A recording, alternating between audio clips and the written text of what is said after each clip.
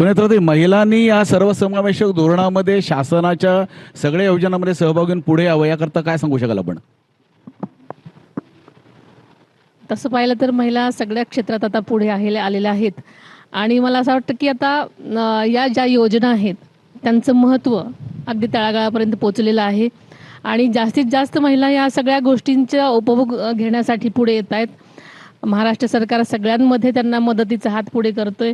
त्यामुळे नक्कीच या योजनांचा लाभ सगळ्यात जास्तीत जास्त महिला घेतील आणि सगळ्या महिलांना माझं हेच आव्हान असेल की त्यांनी ह्या सगळ्या गोष्टींचा पुरेपूर वापर करावा, फायदा करावा आणि आपल्या जीवनमानामध्ये नक्कीच त्यांच्या सुधारणा होण्यास मदत होणार आहे.